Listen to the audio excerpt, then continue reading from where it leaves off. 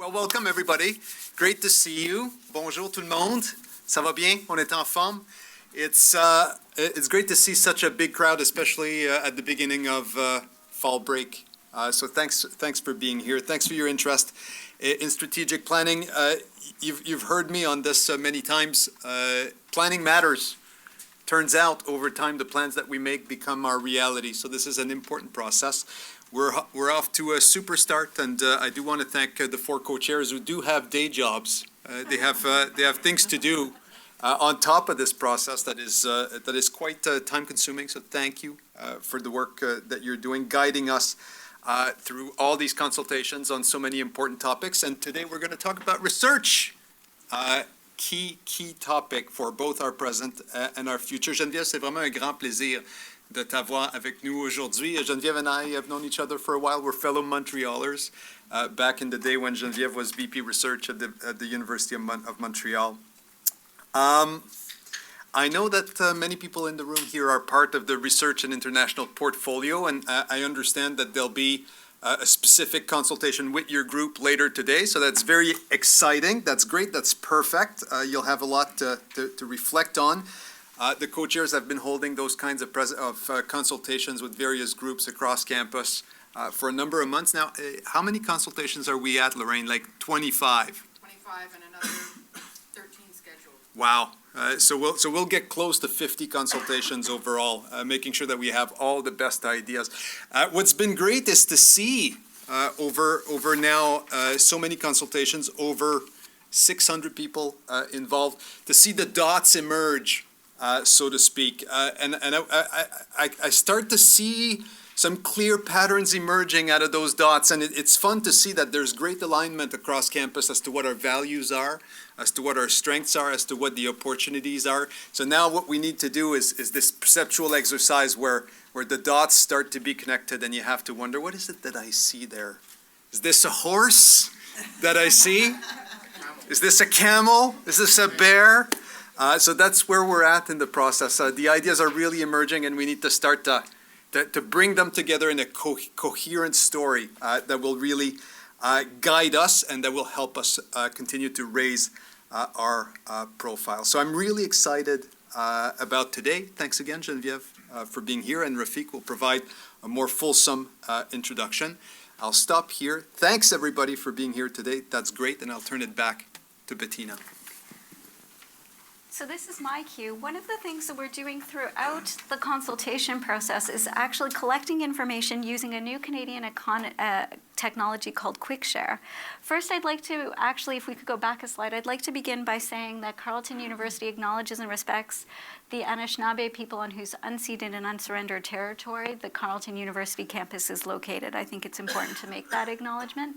And we're now going to move forward to the QuickShare technology that we actually are using throughout this consultation process. It's a unique Canadian technology. And some of you have had the opportunity to do this with us before, but if you haven't, it's an application. It's not an application. It's actually just a program that you can use, and it doesn't install anything on your phone. You can open the QuickShare technology if you have an iPhone. You can take your camera and actually point it at the screen, and the QR code should scan, and then you'll be able to actually see this screen right here, a sticky note come up. On other devices, though, if you have an Android, for example, you'll need to actually put in the URL and then the access code that's underneath. We do have some extra, if anybody's having trouble scanning or needs an extra access to the URL, we actually have some papers with that we can pass around. What you see, once you should all get in, is you should see the virtual Post-it note that's there, and that will allow you to actually post comments in real time throughout the actual speaker event, or provide us with comments and feedback. So at any point, feel free to post something during the event. And what we will do is we will actually save, sort, and then and actually categorize some of the comments and ideas. One of the things that it's allowing us to do is actually see a lot of the commonalities that are coming up throughout this process. So at this point, what I'd like to ask you to do is to try QuickShare out, if everybody has it up, by answering the question, what role do you play at Carleton? And feel free to answer jack of all trades if you feel that's what you.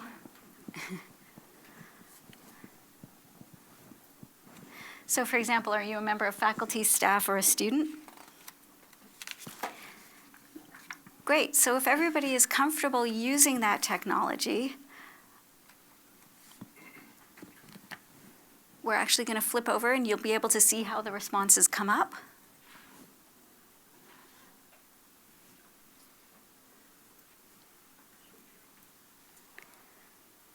Okay, so has everybody had a chance to respond, and is everybody comfortable with that program? Fabulous. Then what I'd like to now do is invite our Vice President, Research and International, Rafiq Gubran, to the front to introduce our guest speaker for today. So thank you, Rafiq.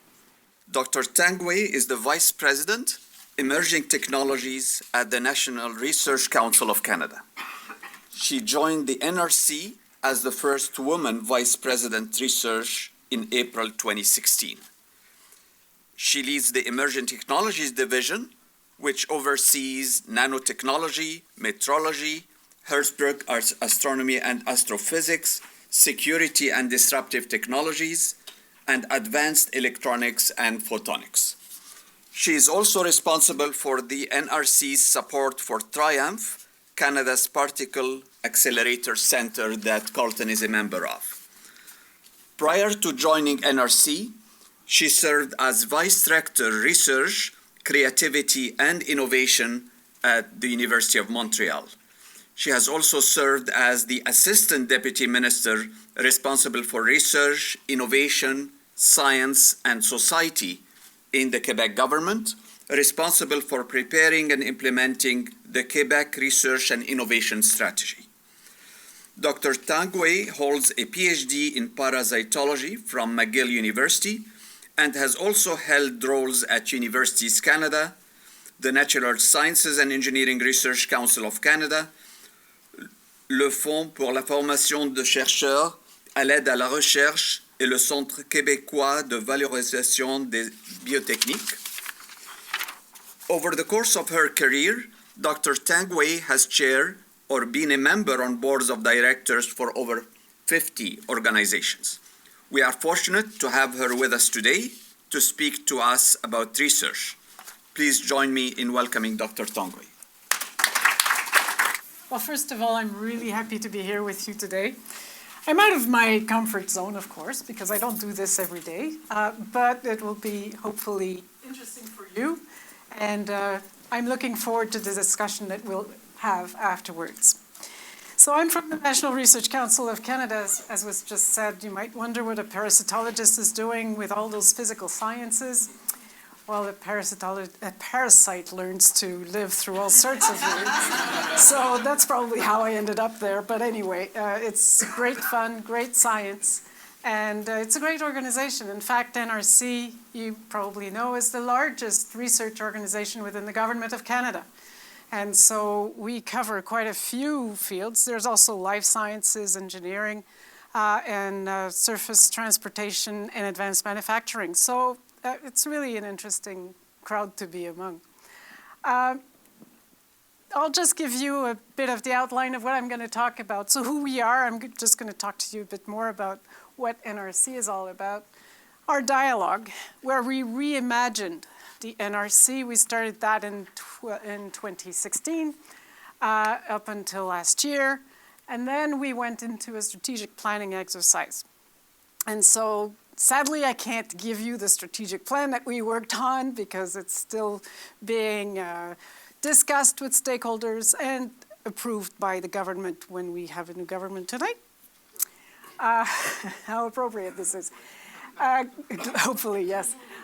Global context in which innovation evolves, and then what can Carleton University learn from our experience? I mean, as I said earlier in French, it's gros bon sens, you know, it's things that we all think about.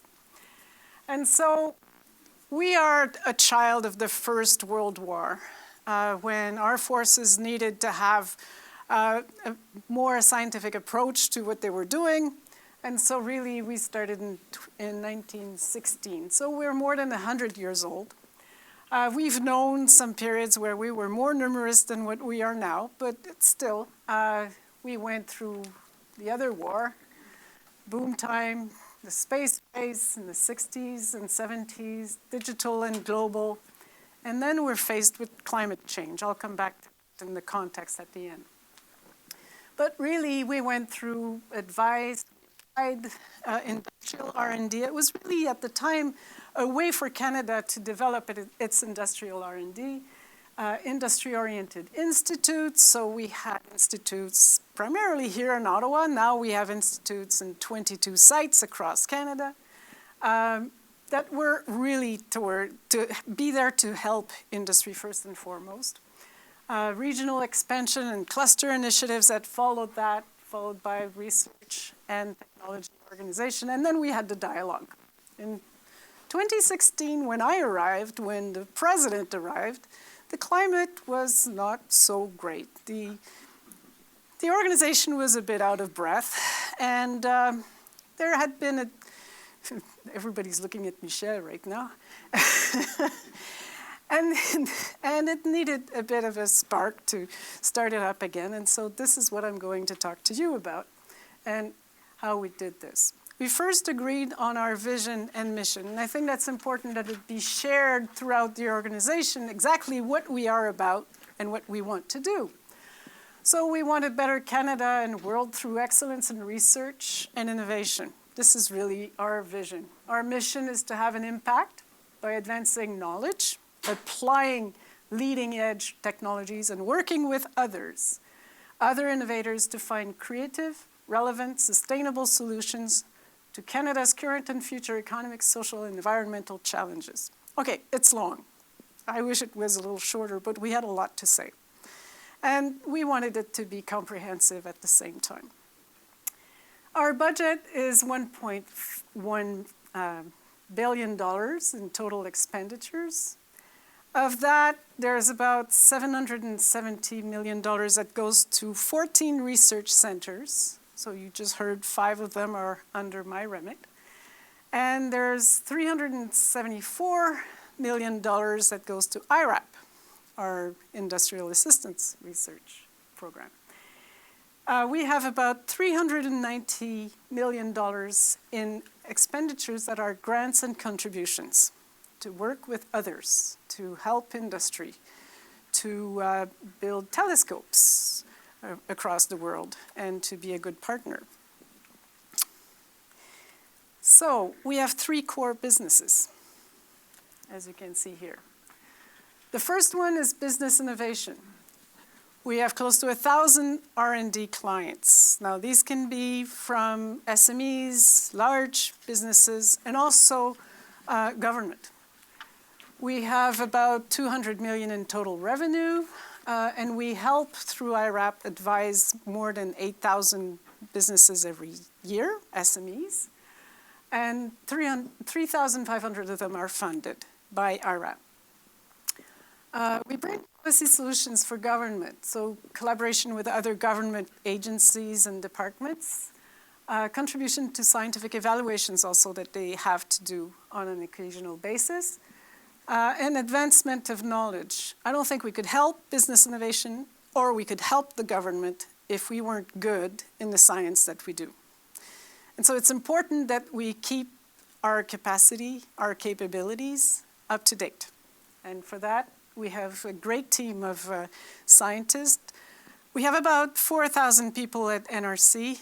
A bit more than 2,000 people are technicians, scientists, engineers working in our labs. And so advancing knowledge is very important for us. We have peer-reviewed publication just like you would find in the university. Now, as I said, we do also service to enterprise, so that means some of our engineers, for example, won't publish, but publication is something that we encourage, adjunct professorship as well, so they're involved in their environment. Last year we had 2,007 patents that were filed, and we have a bit less than, 1.6 thousand patents that are now active. Dialogue.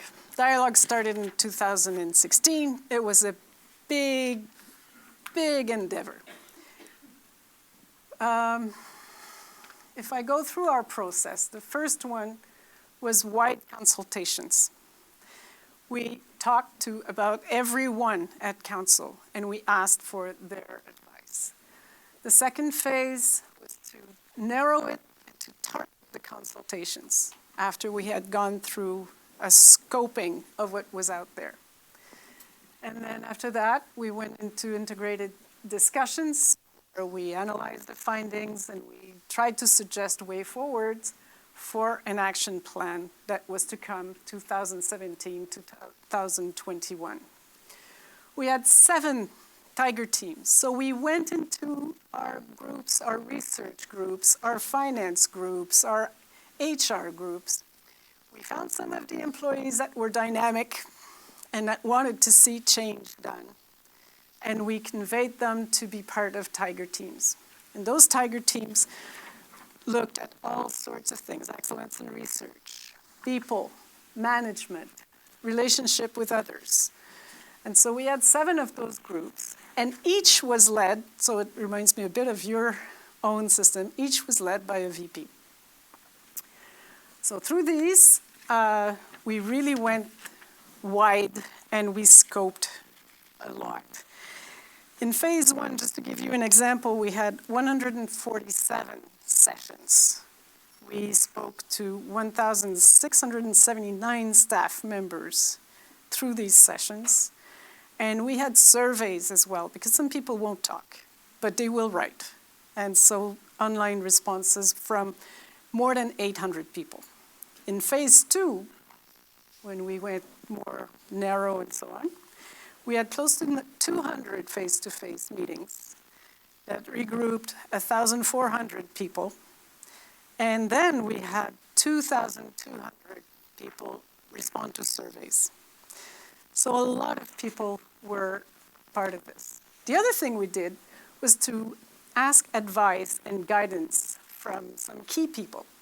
We had university presidents, we had VP research, we also had people that had been in the government as deputy ministers, were not anymore, come to talk to us, listen to us, and see if we were in the right direction. And then in the fall of 2017, after a summit in the summer, we decided that it was the implementation, go from dialogue to action and from excellence to impact. And so that's really how we did our action plan. After the fall, we were hoping that we would have a good year. And so we presented it to the ministers. We said we must bring scientific and technological solutions to meet the challenge of the times. In doing so, we must adopt a better balance between the 3 core reasons for which we work, and particularly put more effort into the scientific advancement, which had been somewhat reduced in the last few years.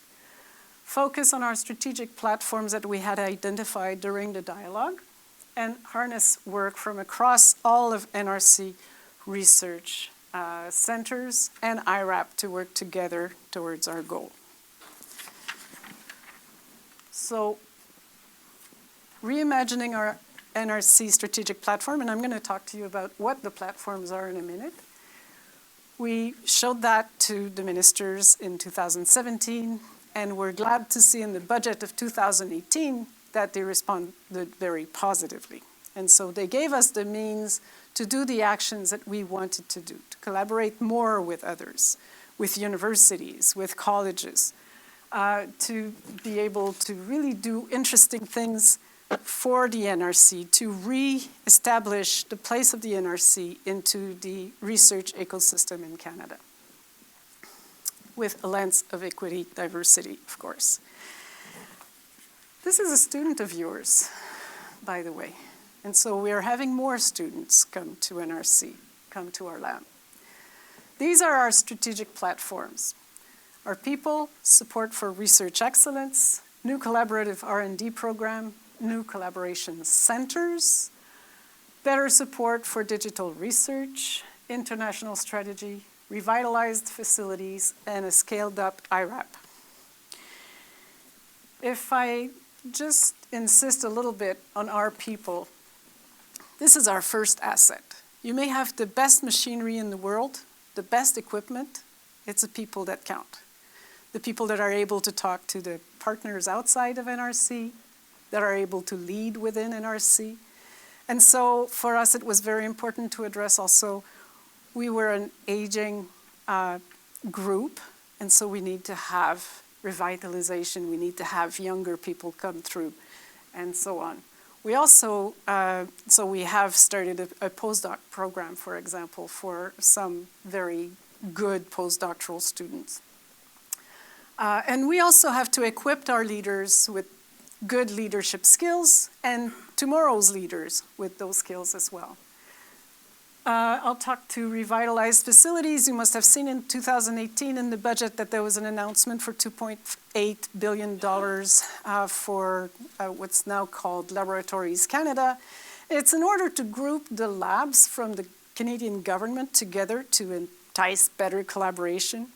And I think it's a very good idea. So we're working on that. I think of the 5 sites they're looking at, NRC is in 4 of them. And a scaled up IRAP. We got more funding to help SMEs. So now the funding that is provided from IRAP to the innovative SME can go up to $10 million, which is really great for many of them to be able to do something like that. They had an increase in their budget actually of 67%, which is non-negligible. So let's talk some more about the people, because what we realized also is we know, we have an idea, an inkling of what's going to be very important in 10 years from now, but nobody can really put their money on it today. And if we were to cover all of the fields of research, you and I both know that we probably need to triple the number of people at NRC, and you're never going to see that. So how can we do it? Is to work with others and to go get this capability that has been developed by others. And so broader stakeholder engagement, engaging with others, and groups that we may not have engaged with before. Now we're engaging with them. Ethical, and I know you're doing this, Indigenous communities and peoples with disabilities, that's exactly what Benoit Antoine was talking to me about when I arrived. Ethical and social consideration embedded as part of our program development. It's more and more important to do this. We can do the science, but it's not going to go anywhere if we don't have in the background the interest for ethical and social considerations. Collaboration mindset. Okay, you can't have this tool, but what if you work with this university and we get this tool for you to play with? This is really a change in the culture, because NRC had pretty much everything. Before the advent of the CFI, try to remember, NRC was a place where you would find the huge equipment. It's still a place where you find many wind tunnel and telescopes and big basin to study the ocean, but these days it's not the multiplication of these tools. So how can we better collaborate with others? Here what you have actually are people from Carleton, students from Carleton that belong to a cohort last year that came to work with our team at Human Health Therapeutics to learn more about drug development. I see someone is smiling there because I know you're participating in this. And so you see Sue Twine, who's up here, who's one of the person at NRC who's responsible for that project. Now, this exact week, today, we had the second cohort start again. And so they will be facing people from IRAP, for example, to tell them how you can start a business in that environment if you want to start a new drug. Here's another example, Canadian Indigenous Language Technology Project.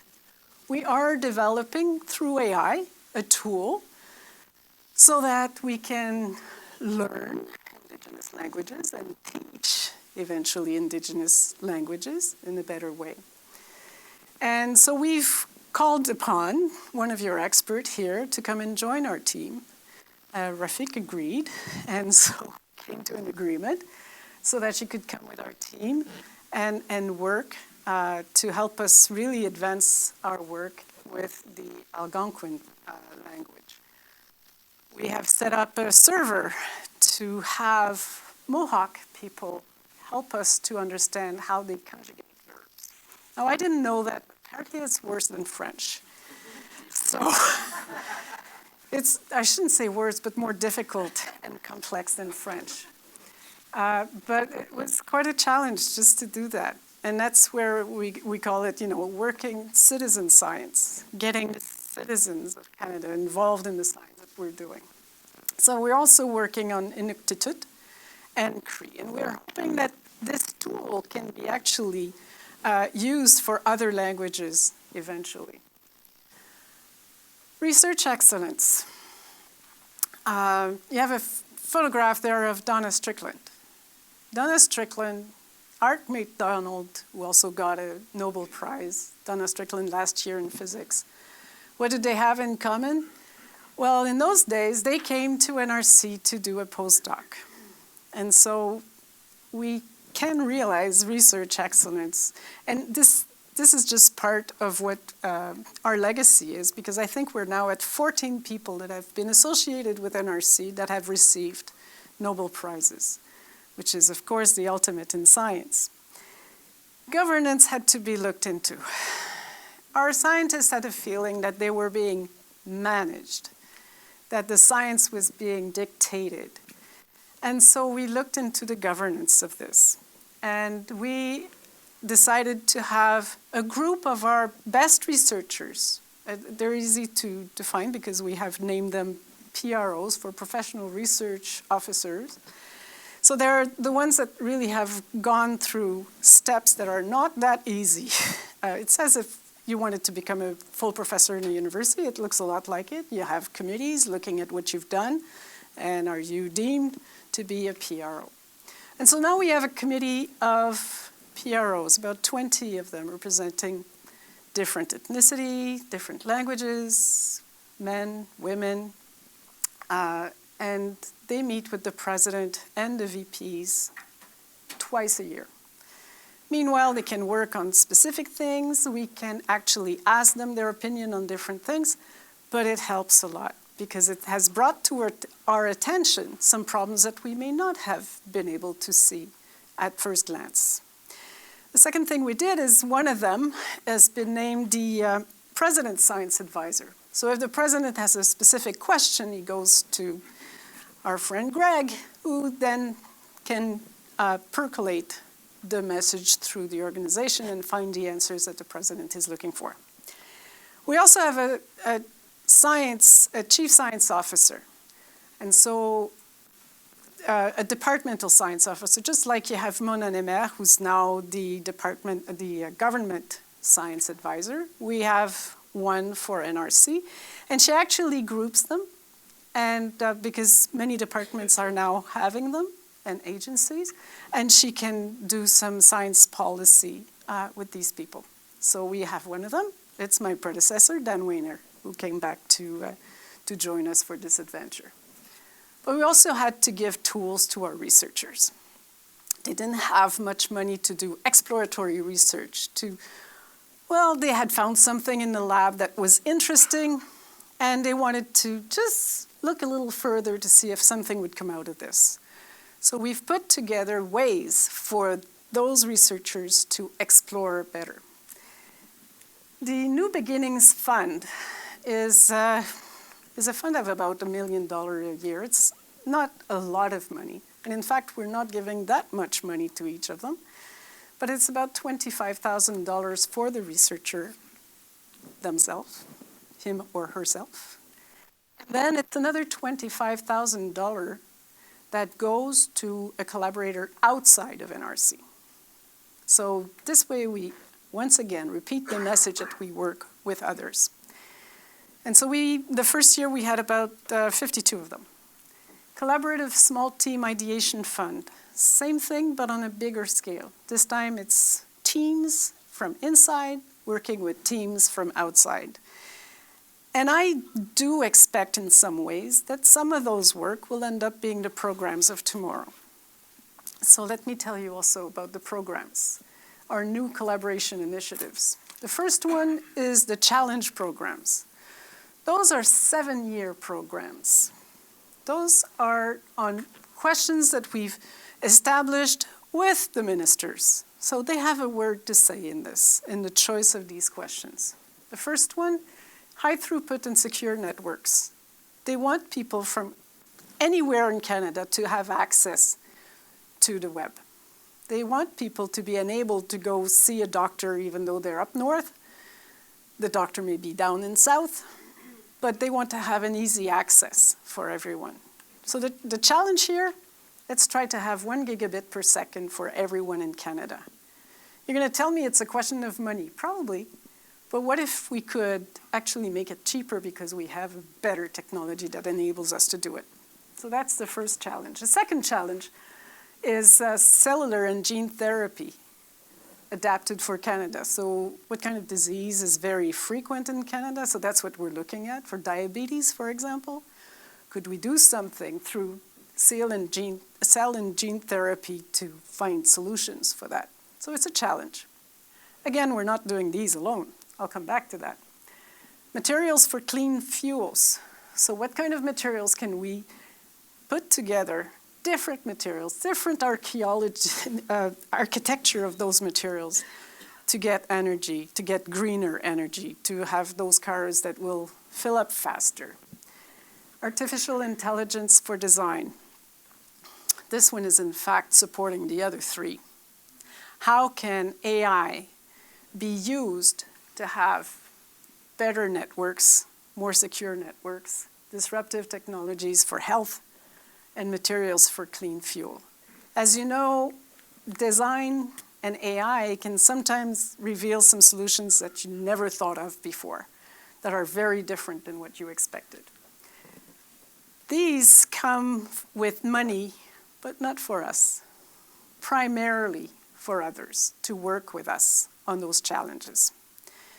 So using our own resources inside, we have thanks to the budget in 2018, been able to find money to work with others on those questions. And so calls have gone out. Some of those projects are starting slowly to start, and we're looking forward to that, actually. So we've decided already, it was in our president's mandate letter, the 3 next subjects. The first one is the North. You know all the situation in the North and the challenges that exist there in terms of infrastructure, and I just spoke to you about remote health. Internet of Things, to make it secure, quantum sensors. And quantum sensors can in fact see things that we don't quite see yet, inside rock beds, under the water. And so that will be very interesting as well. And the third one, well, considering our air that's getting wider, how can we age in place better than to go in a foyer somewhere? So what can technologies do to help us do that? I see smiles around the room because technologies themselves won't do it. And we need social innovation. And so we have to think about the bigger picture when we're looking at those programs. So these will start in 2021. We'll start to talk with stakeholders throughout Canada, most probably next year, in the next 6 months, I'd say, so that we can have a good start on those. Superclusters. You've all heard about the $1 billion that was provided for superclusters in Canada in 2018 as well. And so we have been supporting the superclusters to develop their programs, and we're still waiting for a couple of them. But the titles of those superclusters are out there. You have digital technologies out west. You have protein industries. In the southern of Ontario, you have the advanced manufacturing supercluster. You have Scale AI in Quebec. And in the Atlantic, you have the ocean supercluster.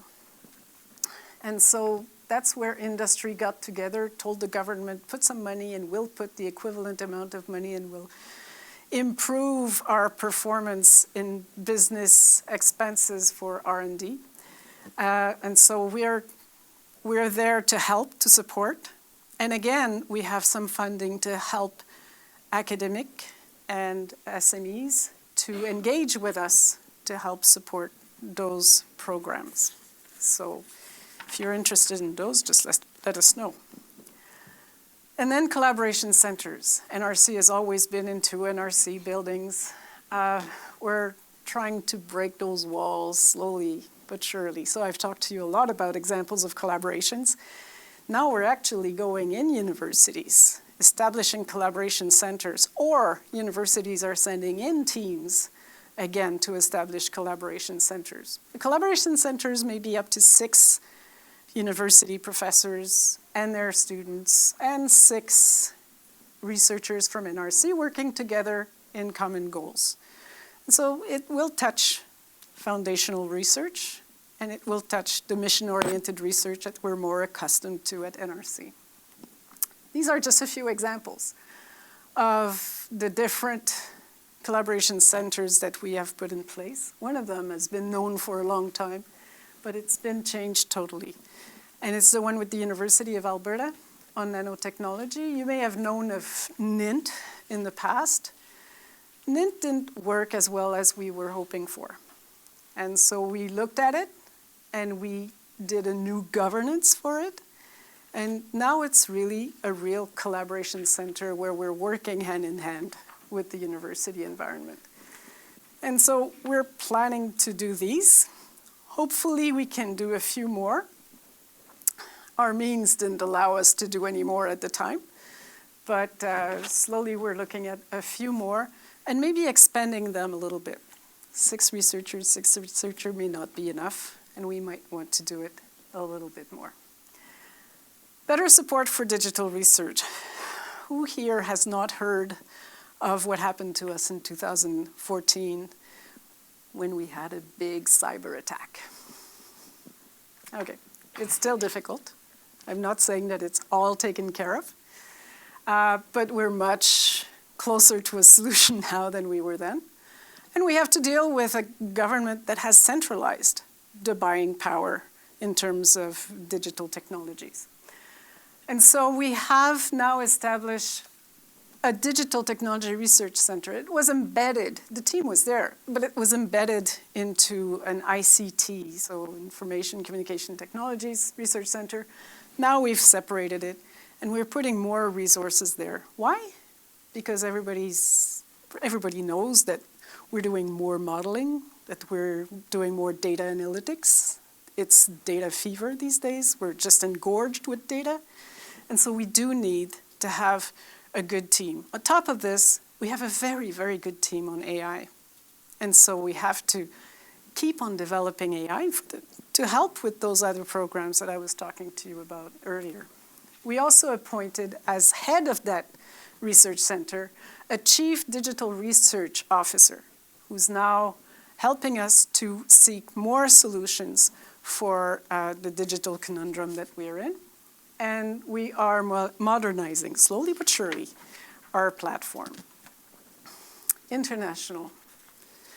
We've chosen to deepen our relationship with 3 countries. Just like any other university, we had about 200 MOUs signed for which we had not any evidence of very, very good outcomes. So we've decided, okay, let's limit it to 3. Not saying that we're not going to work with Finland, for example, which is not one of the 3, but it's not going to be one into which we put resources. So we hope to accelerate the pace of innovation and SME growth also through IRAP, which is now also responsible with the Eureka program. But soon we will open 2 offices, one in Tokyo and one in Germany, in Munich. And so this is the beginning of a new adventure. We see the people from Max Planck, Helmholtz, Fraunhofer even, here in Canada. We see CNRS from France, here in Canada. But the equivalent, NRC, is not abroad. And so it's just normal that we start to weave our way and to help also working with our academic partners and SMEs to weave Canadian ways throughout all this. Okay, so those were our platforms, our strategic plan, very shortly. I'm just going to talk to you about the process. Once we had determined our platforms, once we had determined our vision and our mission and what we wanted to work on, it was time for our 14 research centers to develop their own strategic plan. And we didn't want the Director General and his team to do it in his office. We wanted everybody in the research centers, the researchers, the technicians, the secretaries, everyone, to have a word to say into the definition of their research center's future. So we launched it in June of last year. There were consultations with the research centers and IRAP on orientations. In the fall, there were consultations also because we've reestablished advisory board into each of our research centers. So we were able to ask them what their opinions were on those strategic plan. Did we forget something? Are we teaming up with the best? Then we presented plans in October of last year. December, we discussed them at the Senior Executive Committee called SEC. And then we discussed them again in January. We finalized them in winter. And we integrated them into the master plan, if I shall call it this way. So really our plan is made up of the ambition of each of our research centers. We're right now doing internal and external engagement on what comes up with all of these together to be communicated in the winter of 2020, very soon. But what did the integrated plan take into context? I mean, in which context do we evolve? Well, you recognize many of them, and I'll talk some more about them. Climate change and other environmental pressures, changing demographics and health needs, rapid technological changes, productivity, innovation, globalization, and support for fundamental research. So we'll go through them fairly quickly. Climate change and environmental pressures. We know that it's changing. GIEC has come out again to tell us that it's changing at the faster pace. We've seen Greta come to Canada and tell us how much we should move on. The population is listening, and people are taking act of what's going on. We have an existential challenge with the links between the greenhouse gas, rising temperatures and sea levels, extreme weather that we see more and more often, and changes to our biodiversity. It's diminishing down south where it's supposed to be the richest.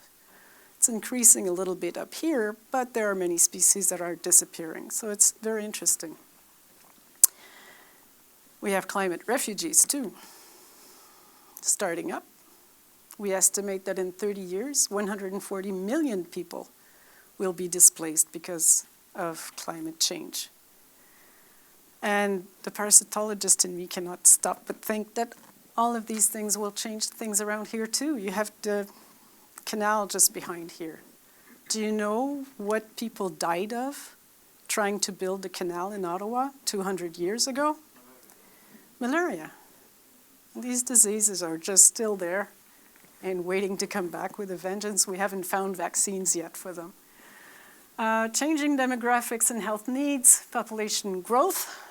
It's scary, it still grows. And 50% of them are in urban area. So we'll have to start thinking about urban agriculture for sure. Different ways of making food. Aging population. 1 billion over 80 years old by 2050. This is a new reality. I hope we are all in good shape to live through this. And chronic disease is the next one. Epidemics, antimicrobial resistance, conflict and food security. Okay, it's a bit pessimist, let's face it, but it's what we're facing, and we need to find solutions to all of that. So when you think research, when you think new direction for research, take that into account. Rapid technological change. It's changing so rapidly that we don't have time to even assess the effect of those technological changes, to look at them, the consequences, the ethic consequences of them. So disruptive technologies, by 2030, AI predicted to contribute $15.7 trillion to global economy, and Internet of Things, $14 trillion. And if all of this is not secure, you can just imagine what kind of cyber insecurities we'll be living. Automation. OECD predicts 14% of current job types at risk over the next 15 to 20 years. Okay, this one I've heard before, so I'm a little bit, okay, fine. But then again, we will have different jobs. There will be increases in other parts. So I don't want this to be just a pessimistic overlook.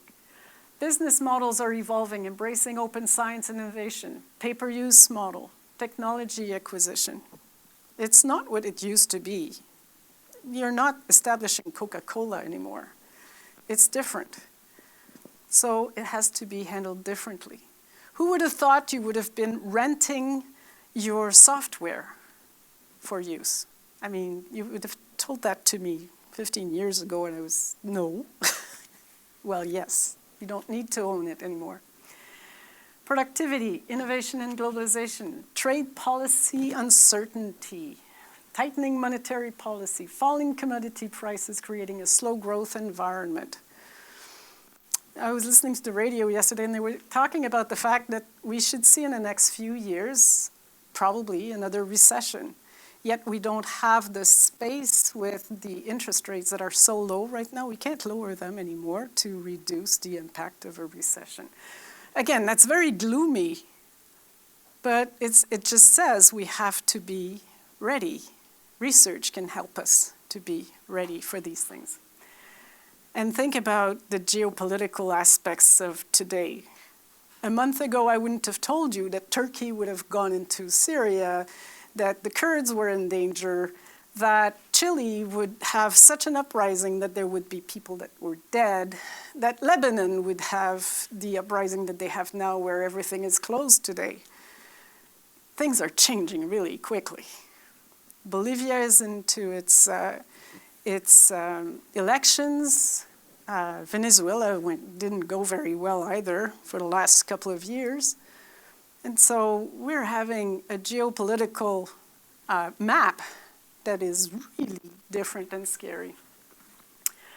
And the low Canadian business expenditure on research and development. This is our chronic disease. It's got to stop. We still have too low of an investment from our businesses in Canada into research and development, both in universities, but even within their own walls. And so we have to do something about this. And we have to do it differently because we all know that the old paradigm just don't work. We're now 19th in the OECD. And it's not that we didn't try. Think about the tax credits. We are amongst the best countries in tax credits in Canada for large and small and medium-sized enterprise. And we haven't succeeded. Something else must be done. Now, support for fundamental research, it probably should have been fundamental support for research, because it's not just fundamental research. Canada's gross expenditure on research is falling, but be careful. This doesn't take into account the $4 billion that the government put in 2018. Those statistics go to 2017. We expect that Canada's place should be going up with what has been given to the granting councils and so on. Canada's higher education expenditures on R&D flatlined, again, before 2018. So I just want to measure it here a little bit. But there was no real growth in 15 years. Can you imagine? Where are the businesses that are supposed to invest in our schools? Canada's scientific publications have slipped down 2 places.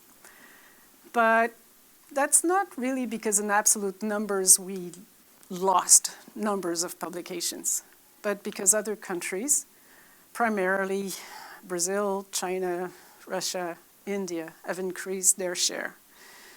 And so that has put us a little bit lower. So it is not a reflection of the quality of the work. Hopefully it's still there, and we're still keeping it there. So lessons learned from all of what we did. And hopefully some of it can be of use to you if you're not already using it.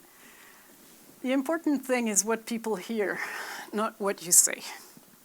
Over and over again, you must repeat it in different ways so that everybody can understand it. Write it, say it, and so communicate out as much as possible. Perfection can be the enemy of the good. You have to know when to stop and when it's enough. And so just keep that in mind when you're trying to improve something. Taking the long view and seeking external counsel. I think it's great what you're doing. I hope I'm bringing something to your deliberations, but it's important that you listen to the outside world as much as you can. Your students are changing. The university is asked to change. Not only yours, all universities are challenged. There's those courses online, there's new ways of learning, and you have to be really up to date and imaginative and creative to try to respond to your clients, your students.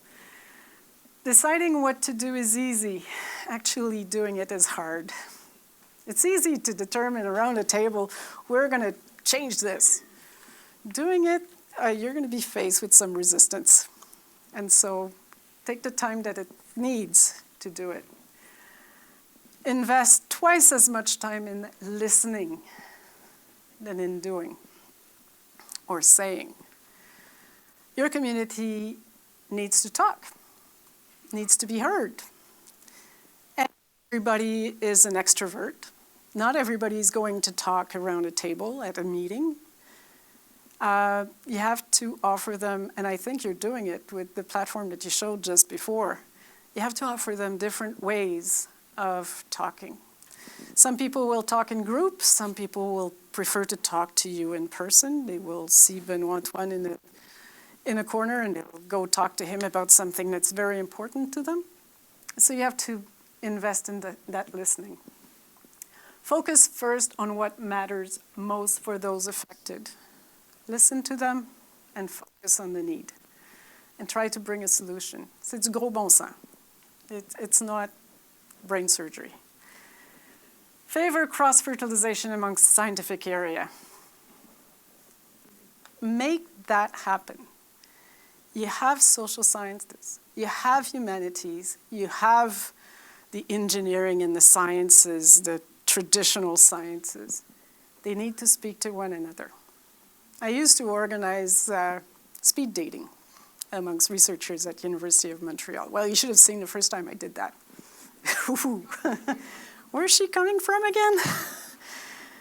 After a couple of musical chairs, you couldn't hear yourself think because people were so involved in trying to explain their science, their research interest. It was magical. Do it. Create new ways for people to meet.